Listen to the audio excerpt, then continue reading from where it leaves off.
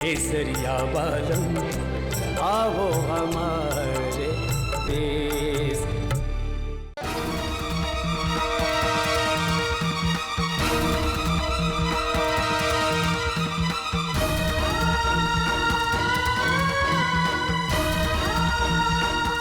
जसगड़ी को साक्षी मानकर मैंने कुंवरसा के साथ 7 फेरे लिए, मण वचन से उन्हें अपना माना। उसी अगड़ी की कसम खाकर कहूं, तुम्हारे मन में जरा भी खोट हो,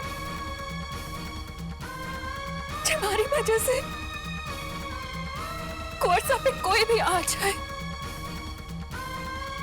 तो जे अग्नि भारे को जलाकर राख कर दे। और जे हमारी बात में जरा भी सच्चाई है, तो ये दिए कि लो हमारे अंधेरे जीवन को रोशनी दे।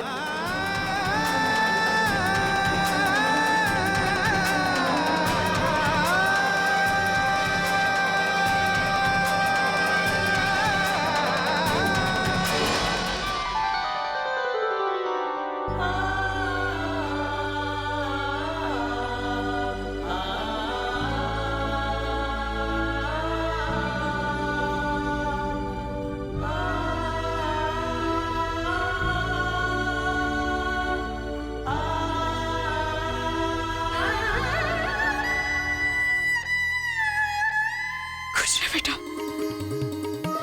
स्वागत है। अब अट्ठे क्या कर रही है?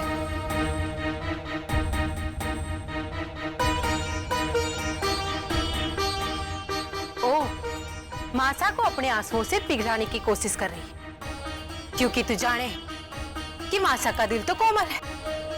और मासा आप किसकी बातों में आ गई?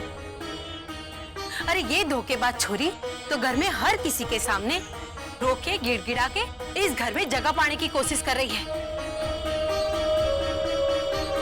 चल चल हमारे साथ, तूने जो किया है उसके बाद थारे को इस घर में कोई स्थान ना मिलेगा। चल हमारे साथ चल। दादी साहब, दादी साहब, चल हमारे साथ। दादी साहब, दादी साहब, दादी साहब।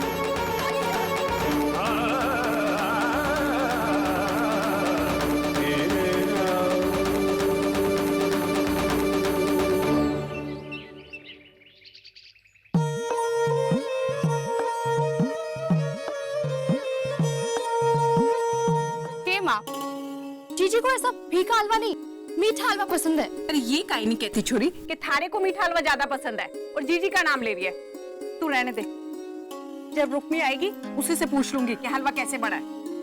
अब कहाँ जा रही है?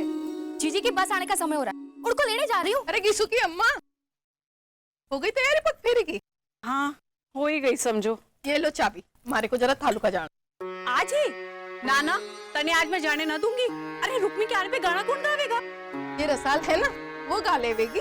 अरे मारे को गाना वाना गाने का समय ना है, मारे को तो जीजी से ढेर सारी बातें करनी है। और वैसे भी गांव में आपसे सुरीला कौन गा सके, है ना माँ? हाँ तो आज तालुका वालू का मत ही जा तू। अरे रुक्मी पहली बार अपने मायके आ रही है, सब कुछ राजी खुशी हो जावे। आगे राम जी राजी। अच्छा अच्छा ठीक है।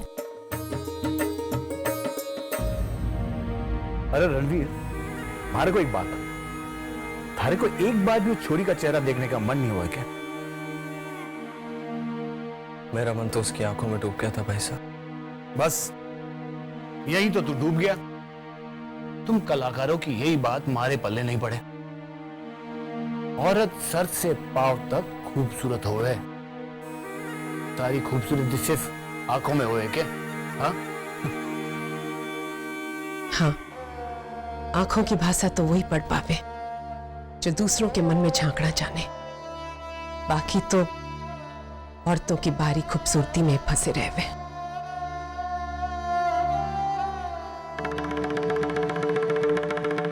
भाई साहब, मैं कुछ देर अकेला रहना चाहता हूं। रणवीर,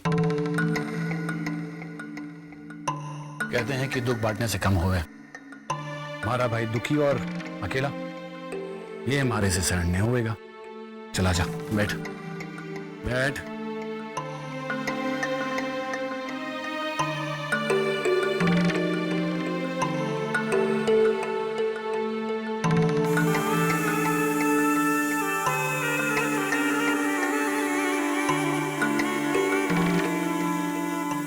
ये ले, सारी दुखों की दवाई है। पी ले, पी ले, मन हल्का हो जाएगा। इसके नशे से सब दुख, सब परेशानियां भूल जाएगा तू। पी ले। नहीं भाई साहब। अरे पी ले, थोड़ा अकेलापन भी दूर हो जाएगा। अगर इसे पीने से अकेलापन दूर हो जाए तो प्रेम की तो जरूरत ही नहीं पड़ेगी जीवन में। पर आप क्या समझोगे इस बात को? पद्मा, घूंघट में हो, घूंघट में ही रहो।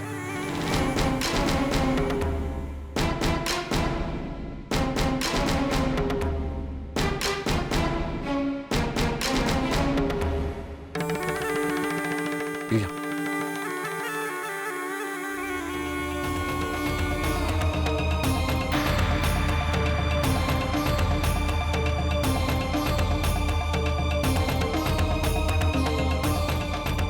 थारे पास 10 मिनट का समय है। इस छोरी को तैयार करके इस हवेली की चौखट से बाहर फेंक देना। इसके लिए इस हवेली में कोई जगह ना है। और जे तू ऐसा ना कर सकी तो इसके साथ साथ अपनी गठरी पोटली भी बांध लेना। तुमने सुना नहीं ठकुराइन साहब क्या कह रही हैं? जल्दी से अपना सामान बांध ले। और हाँ, जाते जाते इसकी गठरी पोटली अच्छे से देख लेना। इन छोटे लोगों की नीयत का कोई भरोसा ना है। कहीं इस हवेली की कोई कीमती चीज ही अपने साथ ना ले जाए। ऐसे क्या देख रही है? हाँ, थारी कीमत इस हवेली के नौकरों से भी गई गुजरी है।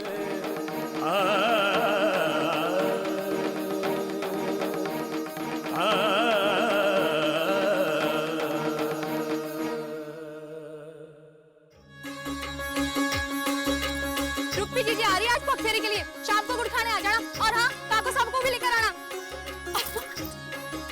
वे छोरी अपनी जीजी को लेके ऐसे खुश हो गए जैसे भगवान मिल गए।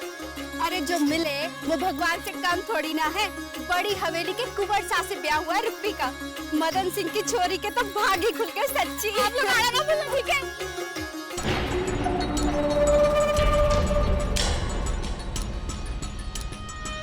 आंखें काहे तरेर रही छोरी, थारी जीजी का रिश्ता इतने बड़े घर में हो गया तो थारे भी तेवर बदल गए। भाई तेवर तो बदलेंगे ही, पर हमारे पास थारे जैसों के साथ बात करने की फुर्सत ना है। रानी बनकर राज करिए हमारी जीजी।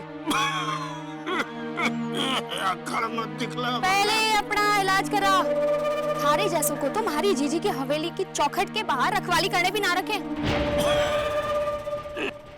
बापू गए जीजी को लिवाने पगफेरे के लिए, बस आ रही होगी।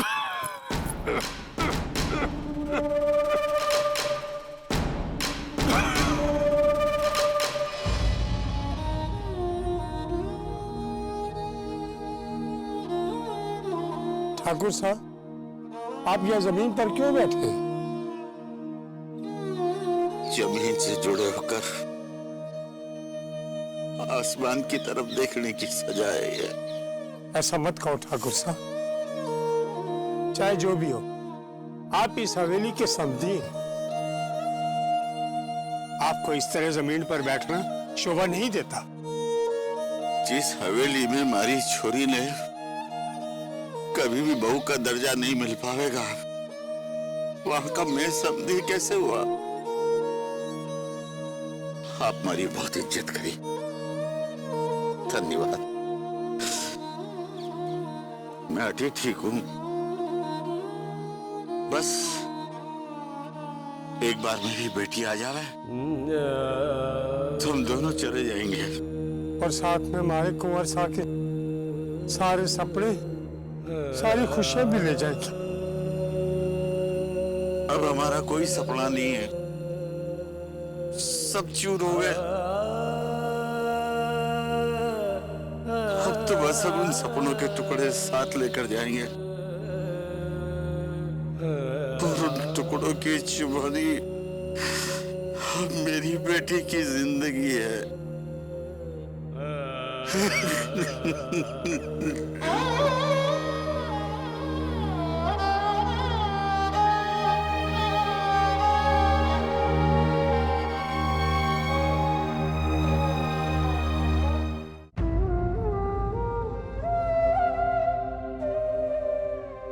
जल्दी करो ना भाभी साहब, वरना आपके साथ साथ मारे को भी देश निकाला दे देंगे।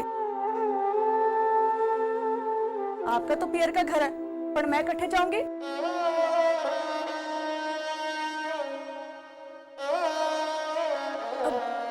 अब मारे को ऐसा देखकर कमजोर न बनाओ भाभी साहब। अपनी गठरी पोटली उठाओ और इस हवेली से चलती बनो। हाँ इमली, घर की मालकिन से इस तरह बात करते थारी जबान न जल गई? ये सोचकर इस तरह बात कर रही थी तू? इस घर के बड़े चाहे जो कहे, थारे को छोटे मुंह बड़े बात करने की जरूरत न है। इस घर से निकाले जाने पर भी ये कुंवर शाह की बीनड़ी कहलाएंगी और थारे को घर की नौकरानी कहा जाए। इसलिए इस गुमान में मत रहना कि मालकों की तरफ से बात करने पर थारे को कोई इनाम मिलेगा। बीनड़ी साहब, मैं इसकी तरफ से ना ना नंद काका, हमारे बापू की बेइज्जती की वजह से हमारे कंधे पहले ही झुक गए। हमारे बाप समाना हमारे सामने हाथ जोड़कर माफी मांगेंगे तो ये बोझ हमारे से सहन ना होगा। भारी मण लेकर जा रही हूं, पर अपनी आत्मा पर बोझ ना ले जा पाऊंगी।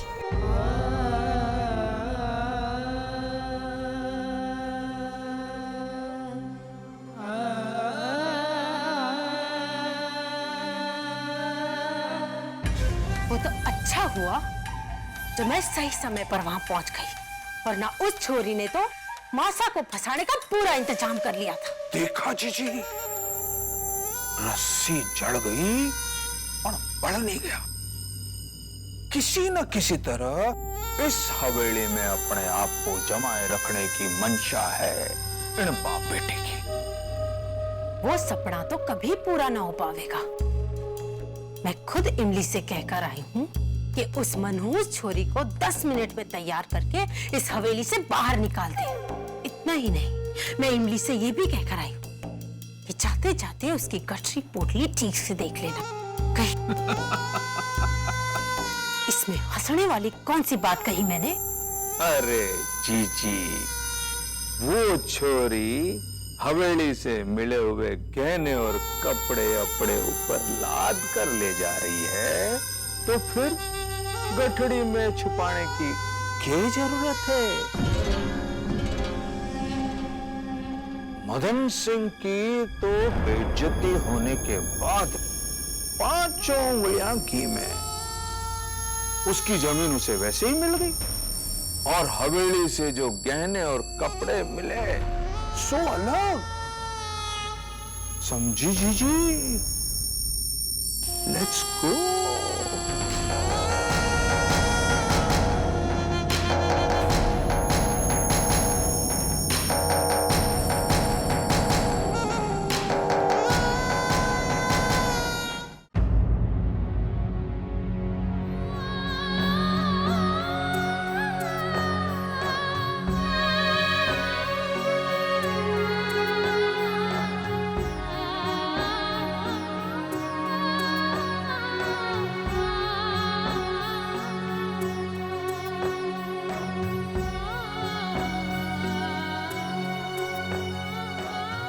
बहुत हुआ थारा नाटक।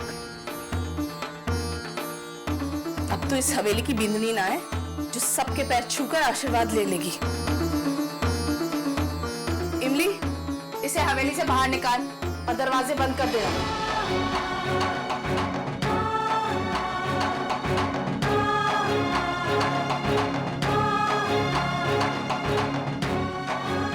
रुक, ऐसे कैसे जा सकती है? जे गहने और शादी का जोड़ा इस घर की बींदनी का है, इस हवेली की धरोहर। ये सब कुछ यहाँ उतार कर जा। इन पर थारा कोई हक ना है। वाह, कितना अच्छा तरीका है थारा और थारे बाप का ब्याह के नाम पर लूट मचाने का। क्या कह रही ताईसा? खबरदार जो हमारे को ताईसा कहा है तो। इमली, जा जाकर अपने फटे पुराने कपड़े लेकर आ। वो कपड़े लाना जो तू पहनना भी पसंद ना करती हो, और मार दे इसके मुंह पे। रानी बनकर राज करना चाहती थी। अरे इसे भी तो पता चले कि इस हवेली में इसकी नौकरानी बनने तक की हैसियत नहीं है।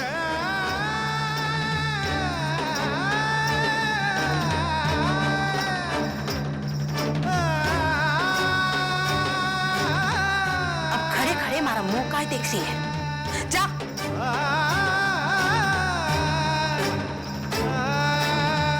अपने हाथों से अपनी भाभीसा का श्रृंगार किया था, अब इन्हीं हाथों से सब कुछ उतारूंगी।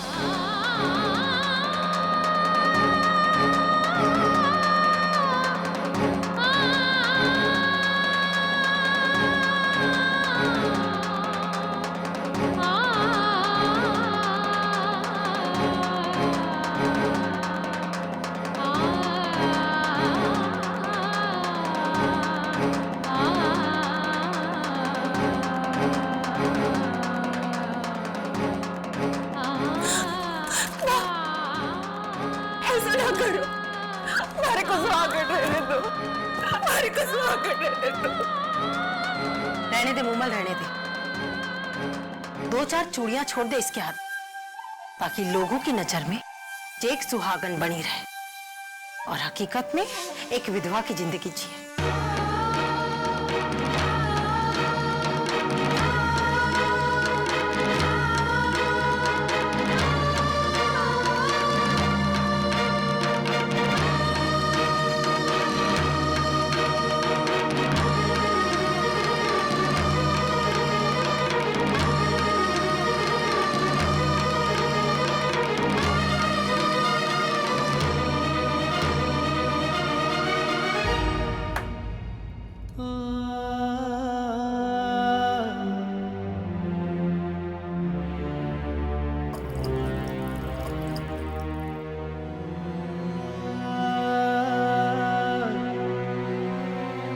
कौन सा?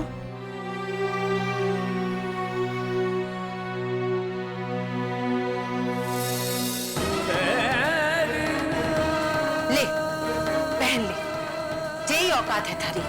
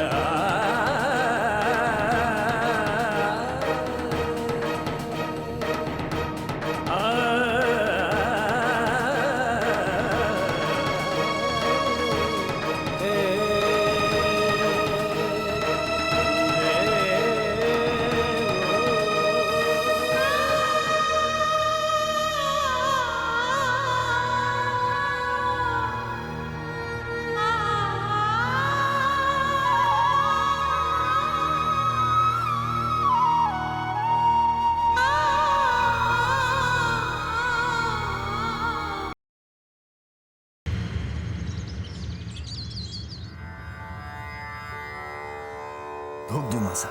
जीता है, धूप दो मासा। जीता। आपकी तबीयत तो ठीक है ना? मारे चिंता ना कर, मारे को तुम दोनों से एक जरूरी बात करनी है। रुक्मी के बारे में। कौन रुक्मणी? हमारे पास ऐसे ओछे लोगों की बात सुनने का समय ना है। भंवर,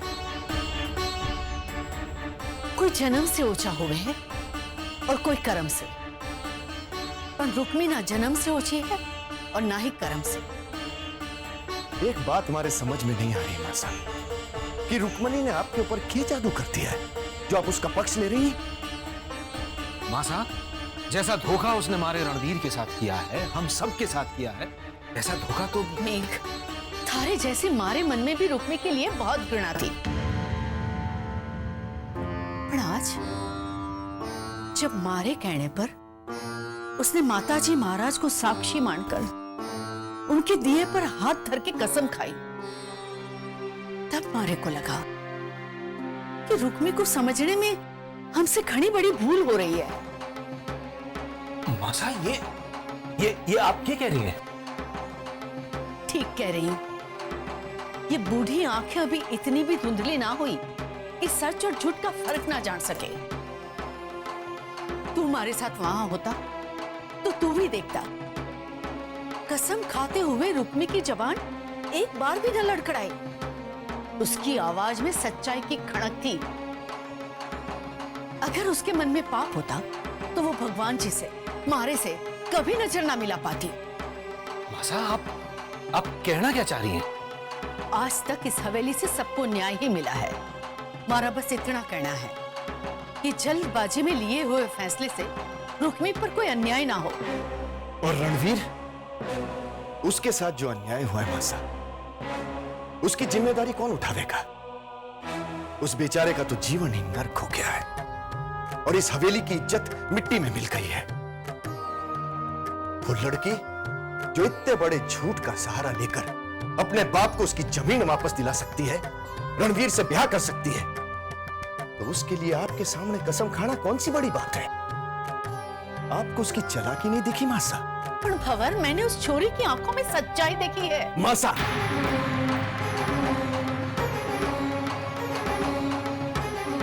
जी आप ये जानो कि इस हवेली से सबको न्याय मिले है, तो आप ये भी जानो कि इस हवेली में लिया गया फैसला बदला नहीं जाता, किसी के लिए भी नहीं। और जे रणवीर की भलाई इसी में हो तब भी नहीं। जब रुक्मी और रणवीर की कुंडलियां मिलाई गई थी तब तो आप ही ने कहा था कि 36 में से 32 गुण मिले हैं। ये हमारी बात ना है, ये ग्रहों की दशा कह रही थी, और उन्हीं ग्रहों की दशा ने ये भी कहा जे रुक्मी रणवीर के साथ ना रही तो रणवीर पे बहुत बड़ी विपदा आ सके है। अब ये कौन सा नया बहाना ढूंढ लिया आपने मासा? पहले तो कुंडलियों की बात करके रणवीर का ब्याह करवा दिया, और अब रुक्मणी को इस घर में रोकने के लिए आप जे मारे पे भरोसा ना हो तो खुद जाकर पंडित जी से पूछ लो। उन्होंने ही मारे से कहा था कि रुक्मी रणवीर के लिए ढाल है। रणवीर के ग्रह अनुकूल ना है, पर रुक्मी के ग्रहों की वजह से रणवीर तर जाएगा, और इसीलिए रुक्मी का हमेशा रणवीर के साथ रहना जरूरी है।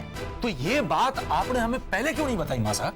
जब रणवीर खुद रुक्मी के साथ रहना चाह रहा था, जब इस ब्याह के लिए हम सब की मंजूरी थी, तो उन दोनों का साथ रहना अटल था। इसीलिए ऐसे शुभ काम में अशुभ बातें काहे निकालनी, यही सोच के मैं चुप रही। इसी को माताजी महाराज की कृपा समझती रही कि मारा रणवीर उनके छत्र छाया में है। पर मासा, अभी तो खुद रणवीर रुक्मणी के साथ रहना नहीं चाह रहा। किसी का ब्याह जबरदस्ती करवाया जा सकता है, लेकिन किसी के लिए किसी के मन में प्रीत जगाना, ये तो अपने आप ही होवे है। और इतना मन में साफ दिखाई दे रहा है कि रणवीर के मन में अब रुक्मणी के लिए प्रीत ना है। अब ये दोनों एक दूसरे के साथ रहेंगे तो ना वो खुश रह पाएंगे, ना उनके परिवार। ये बात आपने आज तक अपने मन में दबाई रखी, उससे अब भी अपने मन में ही रखिए।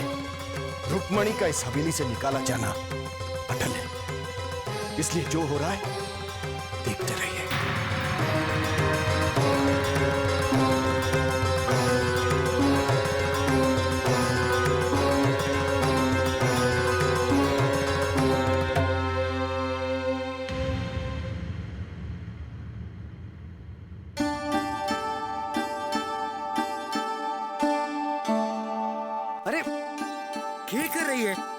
थने भी बस में चढ़ के कहीं जानो है के? थारा बापू और थारी जीजी उतरेंगे तो यहीं पर ना। थोड़ा धीरज रख, अभी आ जाएंगे। जब तक मैं अपनी आंखों से जीजी को खुश ना देखूंगी, मारे को चैन ना मिलेगा।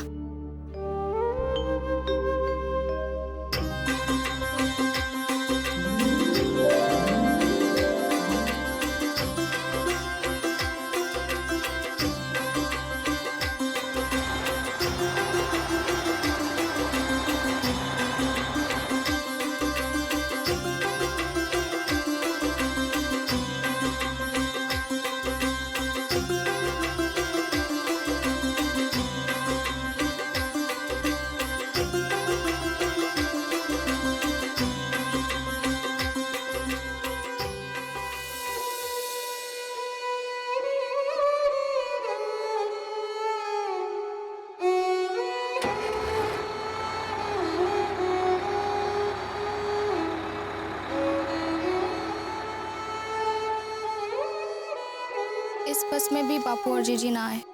अगली बस में आ जाएंगे। पर कब? मारे को जीजी से ये उम्मीद ना थी। एक ही दिन में सासरे की हो गई, हारे को भूल गई। उन्हें ये तो पता होगा ना, सुबह मैं यहाँ उनका इंतजार कर रही हूँ। अरे बावली, अब थारी जीजी का ब्याह हो गया है, अब वो अपनी मर्जी से कहाँ आ पावेंगी। और वो लोग ठहरे इतने बड़े ठाकुर, हो सकता है थारे बापू को अपनी खातिरदारी करवाने के वास्ते रोक लिया हो। और ऐसे में थारे बापू उन लोगों को कुछ कह पावेंगे? पता नहीं, हमारा तो जी घबरा रहा है। और वहाँ थारी जीजी का जी घबरा रहा होगा। कुंवर सा को छोड़ हवेली के बाहर ही कदम ना निकल रहा होगा। क्या एक दिन में कुंवर सा अपने लगने लगे जीजी को कि अपने घर अपनी बहन से मिलने आने के लिए उनके कदम ना निकल रहे हो? जब कोई किसी से प्यार करता है ना, तो उससे एक पल भी दूर रहना पड़े तो ऐसो ही जी घबराए। जब अपने ब्याह के बाद थारे को मारे से दूर जाना पड़ेगा ना, तब क्या थारो जी नहीं घबराएगा? ना, बिल्कुल ना। अच्छा,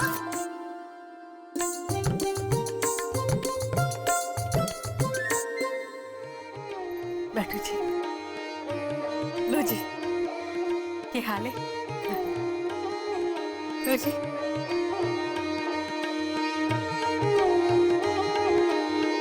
पधारो पधारो। घड़ी खम्मा खम्मा घड़ी। माता जी महाराज भला करे और जल्दी से गोधरी करे। हमारे मन की बात कह दी तने। पधारो पधारो। लाओ भाभी साहब। अरे अरे, नहीं रहने दे। मेहमानों से काम कराऊंगी तो गांव वाले हंसेंगे मारे पर। और वैसे भी तू तो हमारी छोरी के सासरे से है। लो, कर दिया ना पराया। 10 साल का घर हमारा घर भी तो है। लाओ।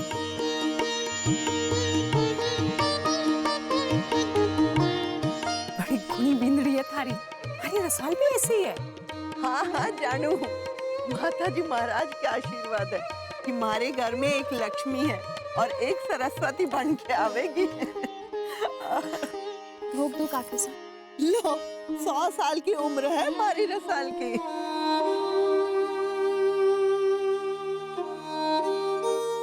माँ बस तो आई थी, पर ना बापू दिखे और ना जीजी। काय? की खबर? हमारा तो जी घबरा रहा है। रसाल, तू भी गेली है बिल्कुल। इतने बड़े ठाकुरों के घर की बींदड़ी पग फेरे के लिए अपने मायके किसी बस में आवेगी क्या? वो तो चमचमाती मोटर में आवेगी, वो भी किसी ठकुराइन की तरह। अरे हाँ, ये बात तो ना थारे ध्यान में आई ना हमारे। यही होगा। चल चल, सब थारी बात देख रहे हैं। गाना शुरू करना है। चलो चलो, गाना शुरू करो जी।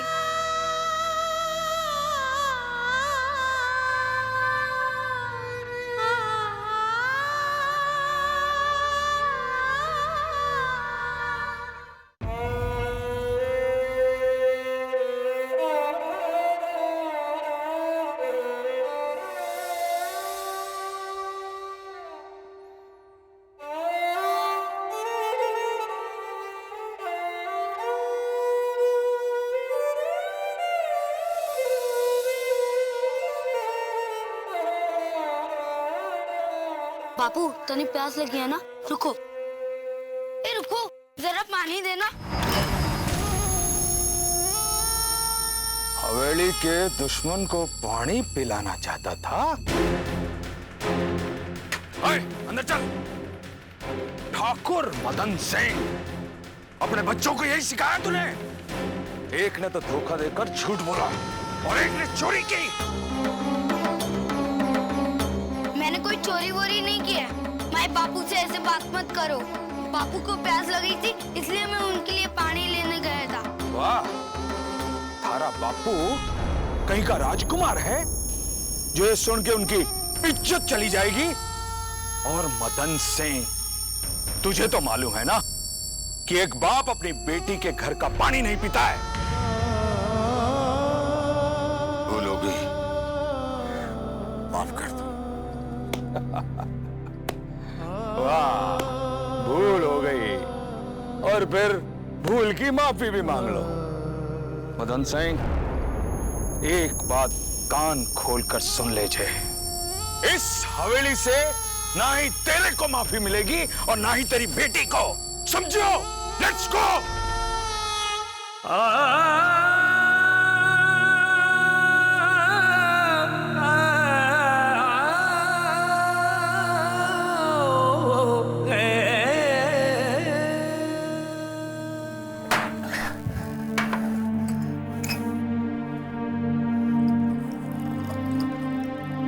इतना पीने के बावजूद भी उसका वो मनुष्य चेहरा मेरी आंखों के सामने से क्यों नहीं जा रहा है भाई साहब?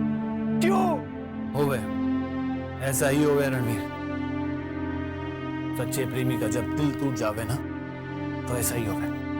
पर छोटे, तू अपने आप को संभाल, क्योंकि जिसके खातिर तू अपने आप को इतना बेचैन करो है ना, वो इस लायक ना है। अरे उसने तो सिर्फ पैसे की लालच में थारे को धोखा दिया है।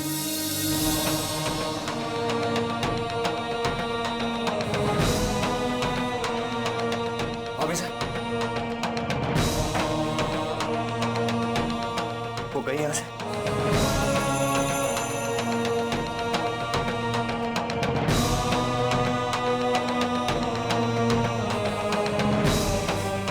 इस घर में उसका साया भी चुभता है मुझे। छुटकारा पाना चाहता हूं उसके नाम से, आजाद होना चाहता हूं उसकी इन यादों से। और जब तक वो इस घर से दूर नहीं चली जाती मुझे चैन नहीं आएगा। बोलो भाभी साहब, वो है कि गई? हमारा भाई तारे से कुछ पूछ रहा है। अट्ठे ही है।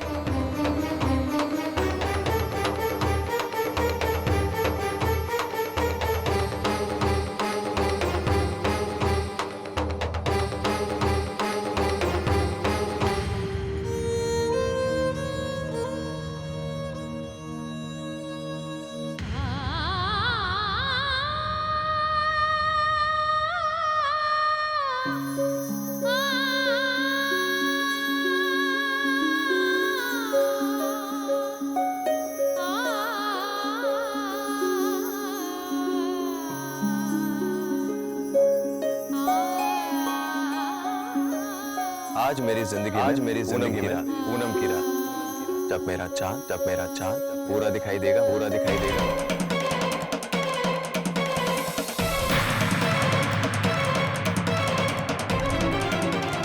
नफरत है मुझे तुम्हारी सूरत। आज जब तुम बाहर जा रही हो तो कहीं ना कहीं मेरे दिल को अंदर है।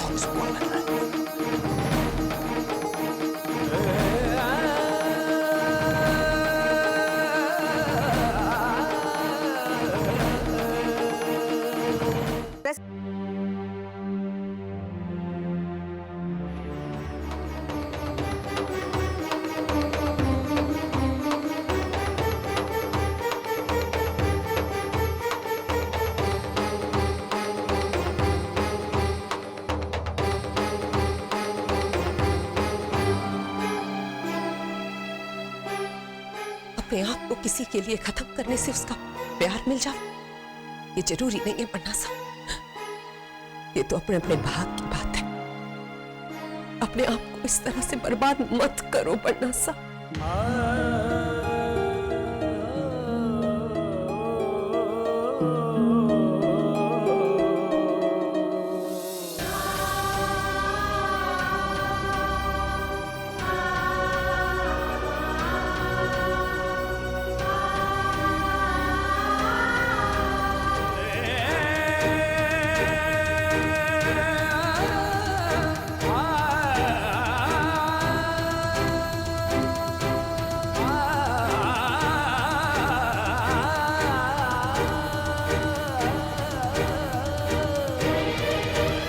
घड़ी खम्मा।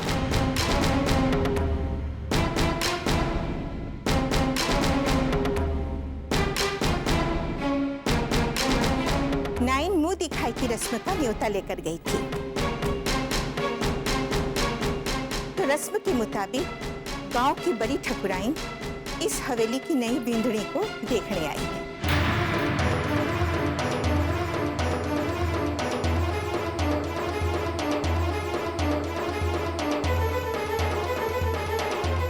क्या बात है, सब ठीक तो है ना?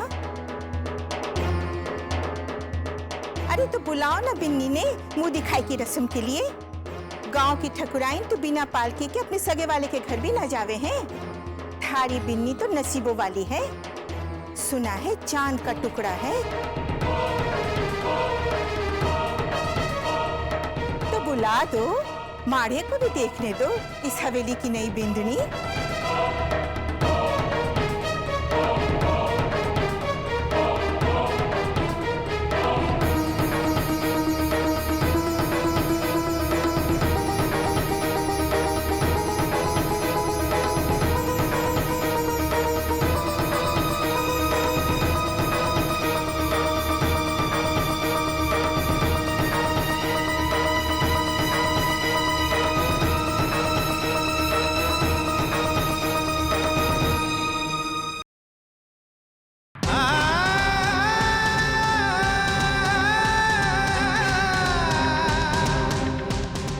सब इतना हैरान परेशान क्यों हो? अरे ब्याह के घर में तो खुशियां होनी चाहिए, मन में तो लगे हैं यहाँ मातम है। सब ठीक तो है ना?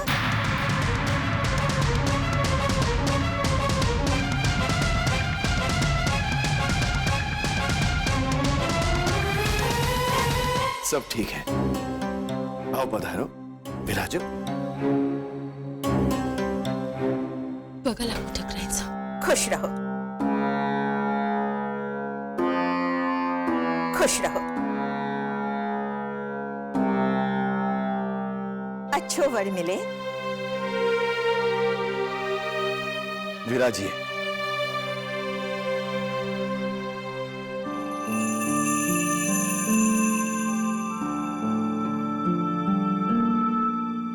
तुम सबको देख के तो ऐसा लगे है कि गहरी नींद में सोए थे।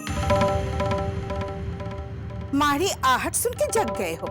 ना ना, ऐसी बात नहीं है, हम तो बस आप ही की बाट देख रहे थे। मुंह दिखाई की रस्म की शुरुआत तो आप ही से होगी ना।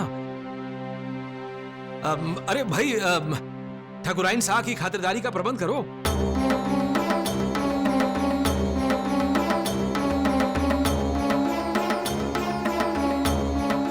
अरे मूमल, हमारे साथ चल तो देखिए बिन्नी तैयार हुई कि ना।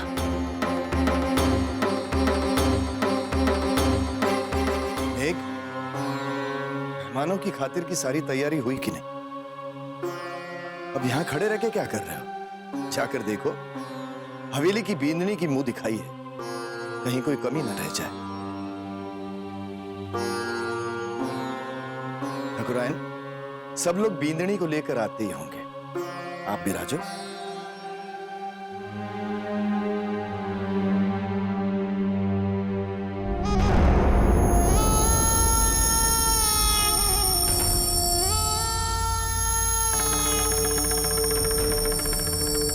अरे सुरेंद्र, ठकुराइन साहब को ख्याल रखिए, मैं बाहर आया हुकुम।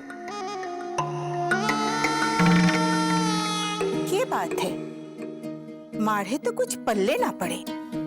घर आए मेहमान को अकेला छोड़कर सब एक एक कर भाग खड़े हुए।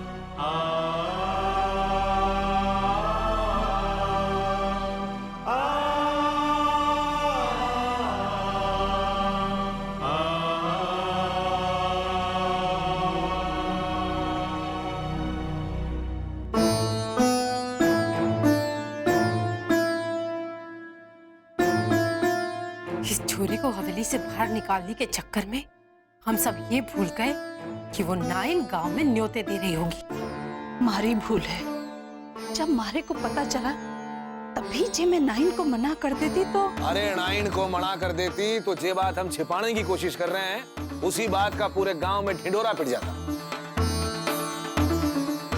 मासा, अब क्या हुआ? गांव के और भी लोग आने लगे हैं मुंह दिखाई के लिए। अच्छा ठीक है, तू जा। हे भगवान, ये छोरी ना हुई गले में हड्डी हो गई, ना निकल सके हैं ना उगल सके हैं। कहीं बड़ी ठकुराइन को कोई शक तो नहीं हो गया? अगर हुआ भी होगा तो बड़े ठाकुर साहब के सामने जबान न खोल सके। इससे पहले कि उनकी हिम्मत बढ़ जावे, उनके मुंह बंद करने होंगे। हमारे को तो एक ही रास्ता दिखे, रुक्मणी की मुंह दिखाई करवा लो। पापा, ऐसा कतई नहीं होगा। उस छोरी को सबक सिखाकर उस मदन सिंह का नाक काटना जरूरी है। ईंट का जवाब पत्थर से देना थारी आदत बन गई है दीप। अरे बोलने से पहले जरा ये तो सोच, मदन सिंह की नाक तो बाद में कटेगी। गांव में जो न्योते गए हैं वो लोग तो मुंह दिखाई के लिए आवेंगे, और जब इस हवेली की बींदड़ी को ना देख पाए तो किसकी नाक कटेगी? फैसला लेने की ताकत अब भी थारे बाप में है, और जे थारे को इस खानदान की इज्जत का जरा भी ख्याल है, सोच, इस खानदान का समधी हवेली की चौखट पर भिखारियों की तरह बैठा रहे तो इस हवेली को यह शोभा दे देगा?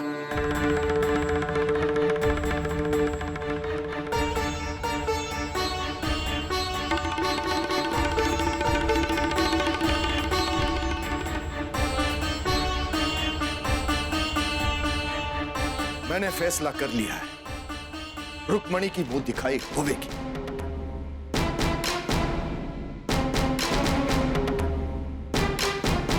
भाई साहब का फैसला बिल्कुल ठीक है। एक दिन और उस छोरी को बर्दाश्त करने में ही समझदारी है। सबके सामने जगहसाई होने से तो जगहसाई तो होनी है। जब हवेली की बींदड़ी का जला हुआ मुंह लोग देखेंगे तो यही सोचेंगे और हंसेंगे कि सारी दुनिया में अपने छोरे के लिए ठाकुरों को जे ही बदसूरत बींदड़ी मिली है।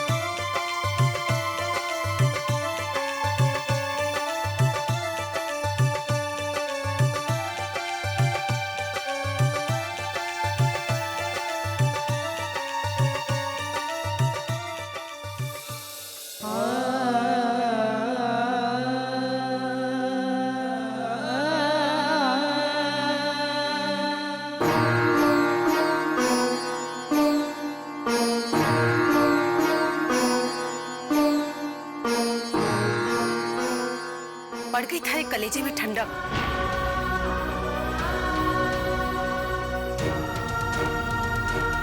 ऐसे घूर घूर के क्या देख रही है तू? वैसे भी तो तू यही चाहती थी ना कि थारे को इस हवेली में नौकरानी बनाकर रख दिया जाए। तो ले, थारी ये इच्छा भी पूरी हो गई। पूरे 1 दिन का जीवन दान मिला है थारे को। इस हवेली की नौकरान बनने की जिसकी औकात न थी, उसे सबके सामने लोक लाज के खातिर इस हवेली की नई बींदड़ी, नई महारानी बनाकर ले जाना पड़ रहा है। इस भिखारिन को फिर से रानी बनाओ, जिससे इस हवेली की लाज बनी रहे। चलो जीजी।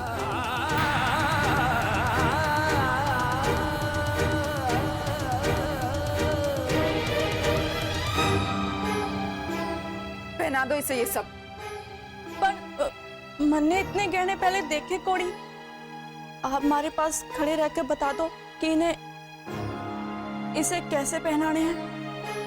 अपनी भाभीसा को तो मैंने अपने हाथों से सजाया था, पर परायों के लिए मुझे अपना टाइम वेस्ट नहीं करना है। जैसे भी हो पहना दो।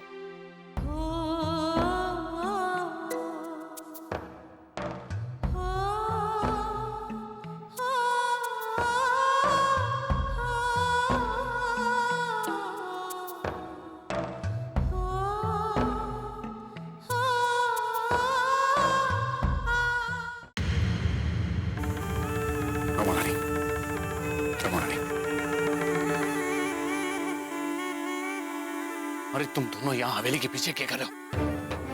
अरे गांव वाले ने तुम्हें यहाँ देख लिया तो क्या समझेंगे? अरे अपना नहीं तो कम से कम हवेली की इज्जत का तो ख्याल करो। चलो आ जाओ। बैठे बैठे मेरा मुंह क्या ताक रहा है? चलो उठ और आ साथ में।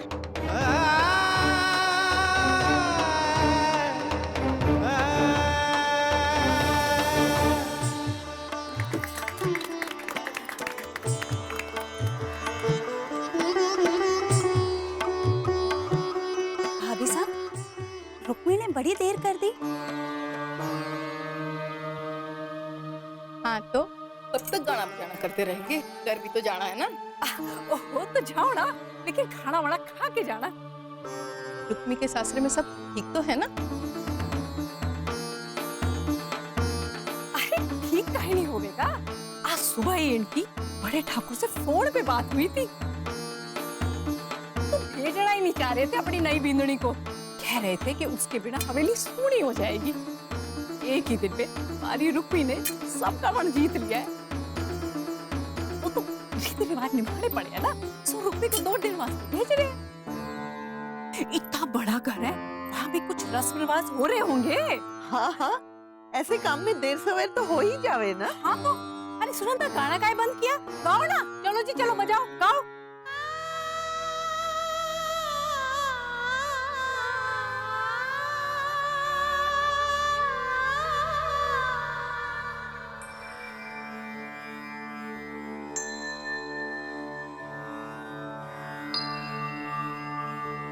दादी सा, भगवान जी ने तो आपकी प्रार्थना सुन ली है। चलिए अब तैयार हो जाइए। मोमर, अपनी दादी सास से ऐसे बात कर रहे हैं कि? बड़ी माँ सा आप भी तैयार हो जाइए। आज उस रुक्मी की मुंह दिखाई की रस्म जो करने जा रहे हैं, गांव की बड़ी ठकुराइन आई है। अब 1 दिन और सहना पड़ेगा उस कलमुही को।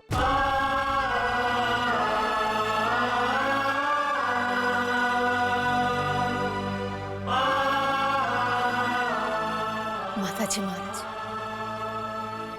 आपकी लीला आप ही जानो,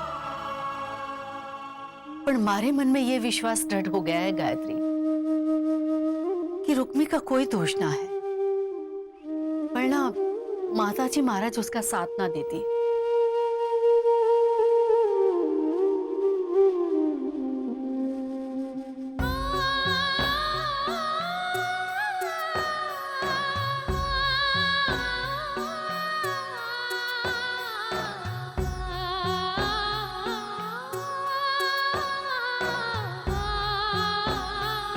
अरे जीजी, आप फिर से तैयार हो गई? आप माए साथ और बापू के साथ घर नहीं चल रहे? जीजी, हवेली में कितने लोग आए हैं। ये सब क्या चल रहा है जीजी? कुछ समझ ना आवे है किसु। मनने लागे है कि दादी सा ने बड़ी ठाकुर सा से बात कर ली। तो आपको ऐसा कि आपसे भट्टी हो गई? पता नहीं। भाभी सा, आपने नीचे बुलाया है। गांव की बड़ी ठकुराइन आई हैं। आपने मुंह दिखाई की रस्म के लिए।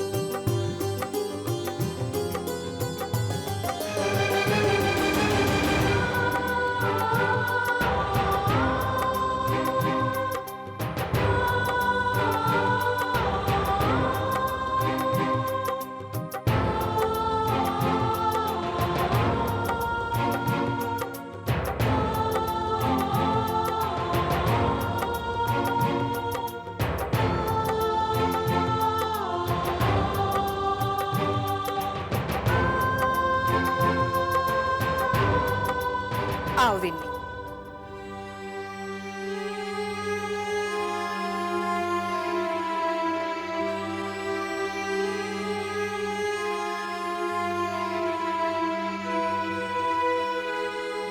मुंह दिखाई की रस्म शुरू करें? जी।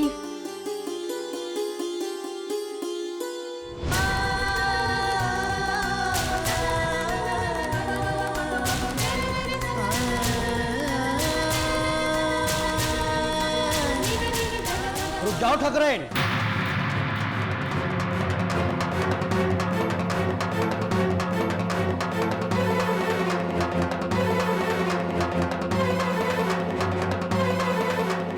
क्या बात है पंडित जी?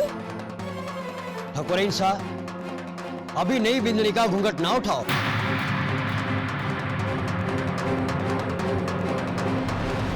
ये के बात हुई? इसी घड़ी का तो इतनी देर से इंतजार था हमारे को। जब तक मैं घूंघट उठाकर बिंदनी का मुंह न देख लूं, तब तक परिवार के लोग भी न देख पाएंगे। जानो हूं, पर इस समय ग्रहों की स्थिति अनुकूल ना है। ये इस समय मुंह दिखाई की रस्म हुई तो बड़ा भारी अपशगुन हो सके हैं। माताजी महाराज की कृपा है कि मारे को और पंडित जी को सही समय पर यहां पहुंचा दिया, वरना अनर्थ हो जाता। तो फिर कब करें मुंह दिखाई? वो तो बिंदु और बिंदुनी की कुंडलियां देखकर ही गिनती करनी होगी। जे ग्रहों की मर्जी ना होवे तो कोई के कर सके। चलो चलो सब। जब मुंह दिखाई का नया मुहूर्त निकले तो मारे को नाइन के हाथों संदेशा भिजवा दीजिए। जी जरूर। घनी खम्मा। खम्मा घनी। चलो सब।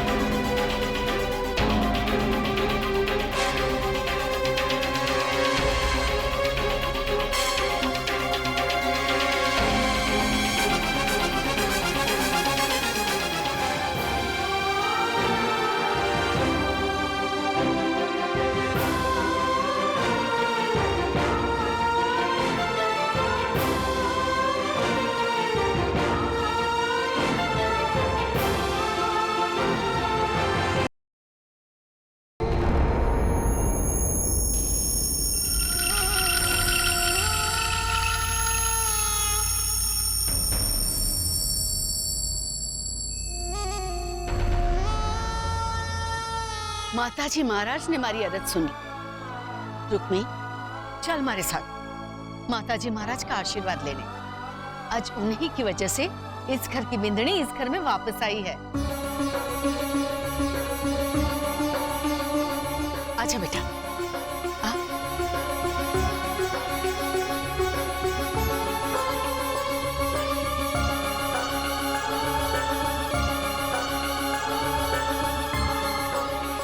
घर के भीतर कटे जा रही है छोरी। मासा भी विपदा टली ना है। अभी तो गांव वालों के सामने अपनी साख रखने के लिए ये सब करना पड़ा। और इस वजह से इस छोरी का इस घर में रहना तय ना है। फैसला लेना अभी बाकी है। फैसला लेने वाले हम कौन हो गए हैं बाबर? रुक्मी की तकदीर का फैसला तो माताजी महाराज ने खुद लिख दिया है। वरना सुमेर सिंह पंडित जी को लेके वक्त पर यहाँ कैसे पहुंचते?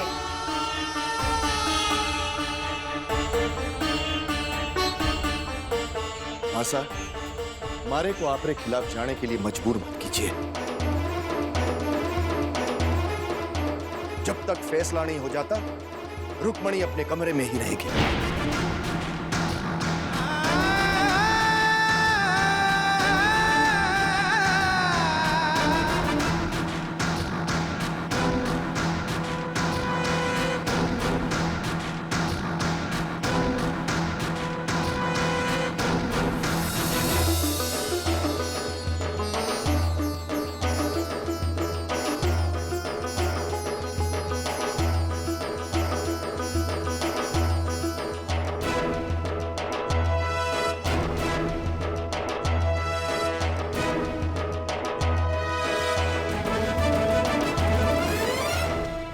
तुम सब कमरे में आओ। मारे को तुम लोगों से बात करनी है। पापा, मारे को ऑफिस में जरूरी काम है, मैं चालू? ठीक है, काम भी तो जरूरी है।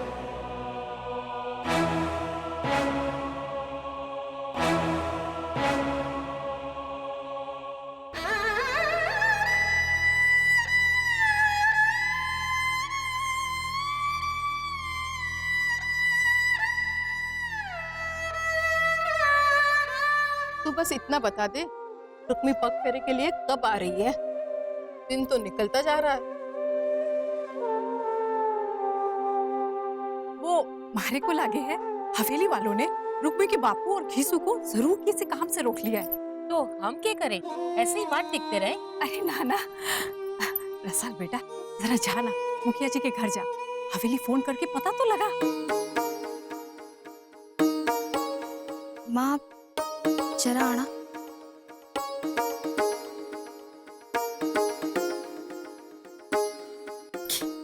ये पता लगाओ, मुझे तो लगे है कि वहाँ के हालात ठीक ना है।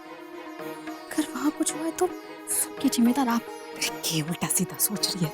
अरे जीवन में आशावादी बनना सीख, वरना बुरी सोच का बुरा ही नतीजा हुए। अरे क्या बात हो रही है माँ छोरी में? हमें भी पता चले कि क्या बात है। अरे वो मैं रसाल से कह रही थी कि जरा मुखिया जी के घर जाके हवेली फोन लगा के तो पूछ, अगर वो लोग रुक्मी को कल भेजे हैं तो पग फेरे की रस्म भी कल कर लेते हैं ना। पर कल तो मैंने अपने मायके जाना है। अरे ना रे, तू तुम्हारी सबसे अच्छी सहेली है। अरे कल पग फेरे की रस्म करके ही मायके चले जा रहा ना। रसाल बेटा जरा मुखिया जी के घर जाके फोन तो लगा। मुखिया जी के घर जाने की क्या जरूरत है? विक्रम के पास हवेली वालों का नंबर है, जा उससे बोल फोन करके पता करे। आखिर विक्रम भी तो इस घर का होने वाला रिश्तेदार है।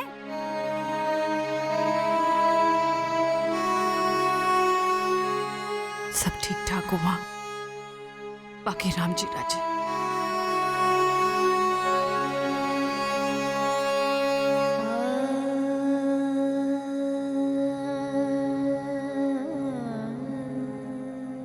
देखो इस बेशरम छोरी ऐसे बैठी है जैसे कि कोई। जीजी सा, उसे देखकर क्यों अपना जी जलाती हो?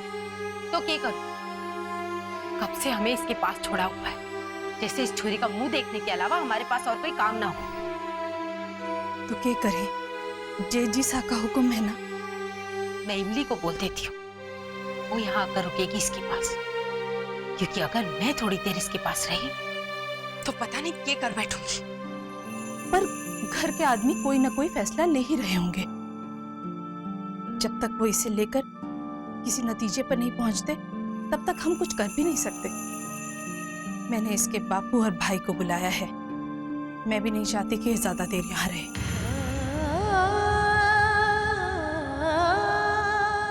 जब जब रणबीर के बारे में सोचती हूँ तो जी करता है इसे छत से नीचे फेंक दूं।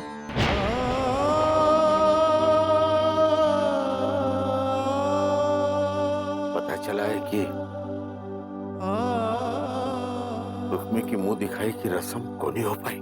लो, ये भी आ गए जले पर नमक छिड़कने। अगर इस छोरी की मुंह दिखाई हो जाती तो हम लोग किसी को मुंह दिखाने लायक न रहते। आप दोनों बैठो अपनी रूपवती छोरी के पास, हम दोनों और नहीं रुक सकते। चल जीजी।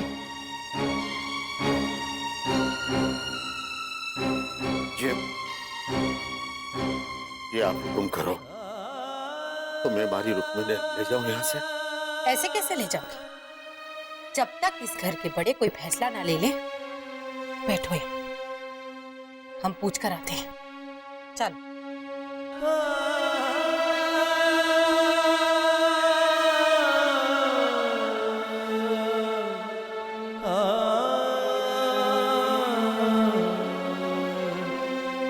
जीजी, मरने लगे हैं, ये लोग आपको घर में रख लेंगे। सचमुच जीजी, बात दिल कहे। देखो बापू, माई जीजी कैसी पत्थर से हो गई है। बेटा, मैं झूठ बोलकर थारी जीजी ने दिलासा दे भी दूं तो भी सच तो ना छिपावेगा।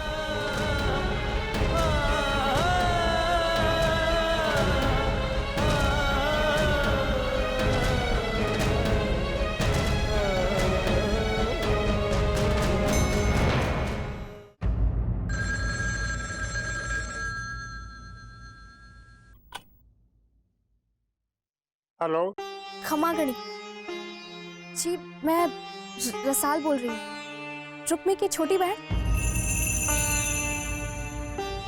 हाँ बोलो। आप बता सको कि हमारी जीजी को लेकर बापू और भाई कब निकले वहाँ से?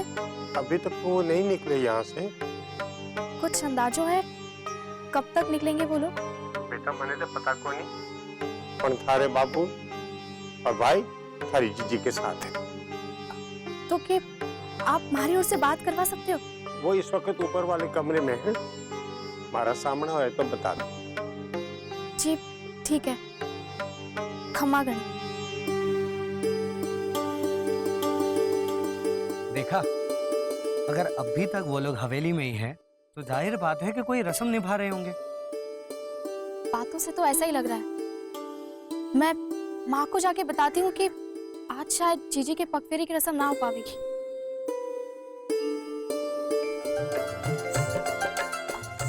ये क्या? हमारे फोन को इस्तेमाल करने की कीमत तो देती जाओ। अच्छा, हाथ छोड़ो तो पिसा दूं ना? पिस्सा वास्ते तो थारा हाथ ना छोड़ो। तो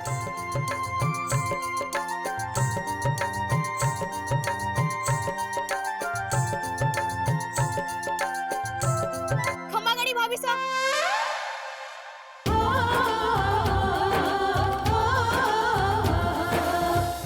हफ्ते भर बाद गांव की ठकुराइन फिर धमकेगी।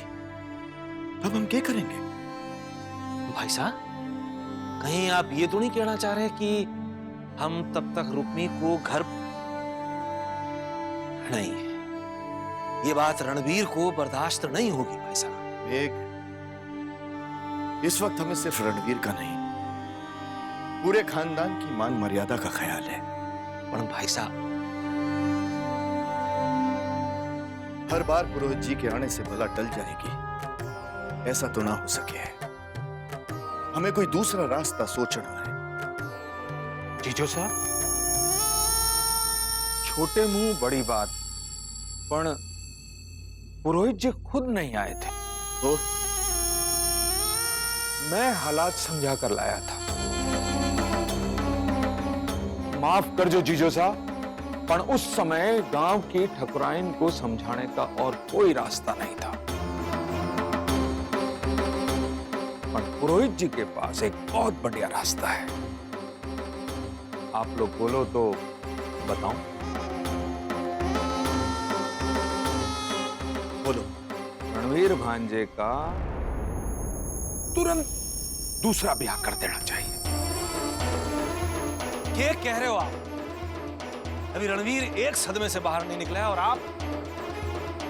सोच लो जीजो साहब, इससे घर की इज्जत भी बच जाएगी और मर्यादा भी बच जाएगी। भाई रणवीर का ब्याह हुआ है ये सब जानते हैं, पर छोरी को तो किसी ने नहीं देखा है। पंडित जी गांव के गरीब किसान को जानते हैं, उसके कई छोरियां हैं और वो रुक्मी से कई गुना सुंदर भी है। उनमें से एक छोरी से रणवीर का ब्याह करवा दो। ये क्या बात हुई? और फिर वो गरीब किसान, क्या वो मान जाएगा इस प्रस्ताव को? माफ करना जीजो साहब, पर कभी कभी गरीब लोग अपनी छोरी को बेचने के लिए मजबूर हो जाते हैं। यहां तो हम उस छोरी को बहू बनाकर इज्जत से ला रहे हैं। हाँ, फर्क इतना सा है कि इस रिश्ते को उनके और हमारे सिवाय कोई नहीं जानेगा। और इस काम को पुरोहित जी आसानी से संपन्न कर देंगे। कैसे? पर भाई साहब ऐसा कैसे हो सके? मदन सिंह की छोरी रुक्मी का क्या होगा? आपको अपने बेटे रणवीर और इस घर की मर्यादा की फिक्र है या फिर मदन सिंह की छोरी की? मदन सिंह को चुप कराने के कई रास्ते हैं हमारे पास। सबसे पहली बात, जिस धोखे से उसने रणवीर को फंसा वही काफी है। सुमेर सा की बात में दम है। ताया सा, अंदर आओ। क्या बात है बेटा? दादी साहब को बुला रही हैं। अच्छा आप जाओ, हम आते हैं।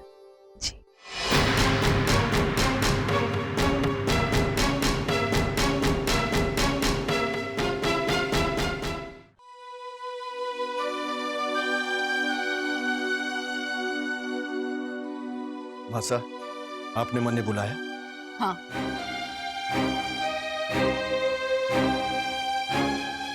देख, गौर से देख, आज तक जिन्हें पत्थर की मूर्ति समझकर पूछते आए हैं, कैसे मुरझा गया है उनका चेहरा। ये संकेत है बेटा, अपनी मान मर्यादा की आड़ में किसी के साथ अन्याय करने का। मासा, आपके देखने का नजरिया बदल गया है। कुछ बदलाव नहीं आया इस पत्थर की मूर्ति में। पर बदलाव इस घर के इंसानों में आया है, उनके फैसलों में आया है। रुक्मी का रणवीर के साथ ब्याह सिर्फ लड़की वालों का फैसला नहीं था। धोखा दिया गया है हमें, हमारी शराफत का नाजायज फायदा उठाया गया है। चलो इन दोनों के ब्याह को धोखा मान भी लूं, लेकिन मुंह दिखाए के वास्ते रुक्मी को यहाँ रोकने के थारे फैसले को कैसे समझूं? ठकुराइन का यहाँ आना, थारा कहना, ये सब इनकी मर्जी से हुआ है बेटा। इनकी मर्जी के खिलाफ कोई कदम ना उठाओ, वरना एक अबला का अभिशाप हमारे रणवीर के जीवन को बर्बाद करके रख देगा। बस कीजिए मासा, बस कीजिए। मैं पहले ही रणवीर के मुंह में आकर एक भूल कर चुका हूं। अब आपकी ये बातों से न हमारा फैसला बदलने से कुछ होने वाला है,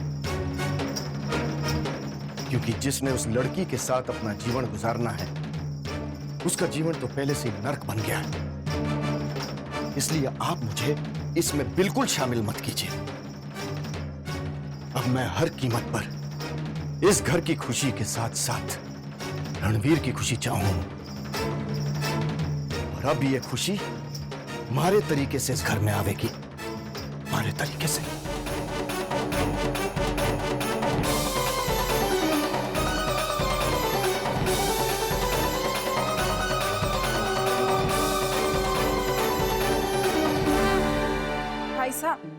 उठिए ना भाई साहब, भाई साहब उठिए ना भाई साहब, ताया साहब के बारे में पूछ रहे हैं। रहने दे मोमल, सोने दे रणवीर पर ना सको। क्यों उन्हें जगाकर हकीकत का सामना करवाना चाहती हूँ? कौन है? मैं हूँ नंद काका। आइए नंद काका। सब लोग बन्ना सा को बुला रहे हैं। मैंने किसी को कुछ नहीं बताया। मेरे ख्याल से बड़े कुंवर साहब सब कुछ संभाल सकते हैं। कटे गए हैं वो।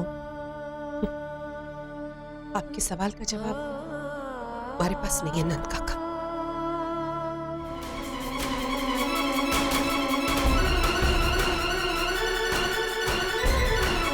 नहीं। कुंवर साहब आपको सब बुला रहे हैं। हो गई? मैंने पूछा वो गई या नहीं इस घर से? कुंवर साहब नहीं। अगर वो इस घर से नहीं जाएगी तो मैं चला जाऊं। समझे आप लोग?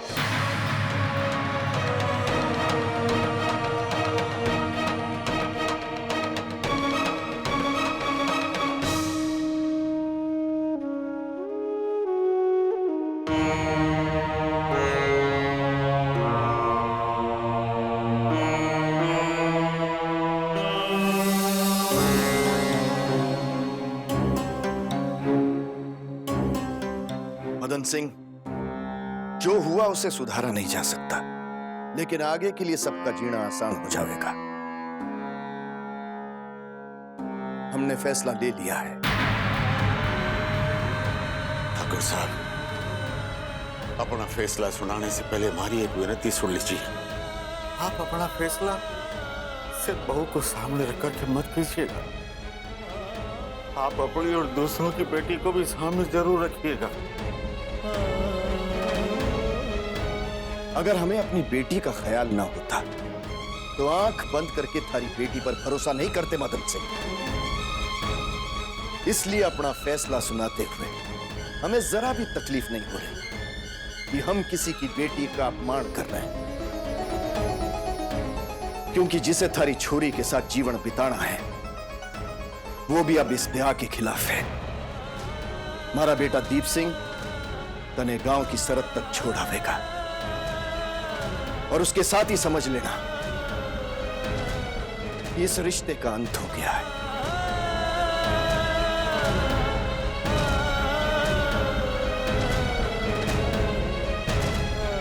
बाकी थारी छोरी का ख्याल किस तरह रखना है ये थारी जिम्मेदारी है, क्योंकि धोखे से ब्याह करवाने में तुम भी उतने ही जिम्मेदार हो।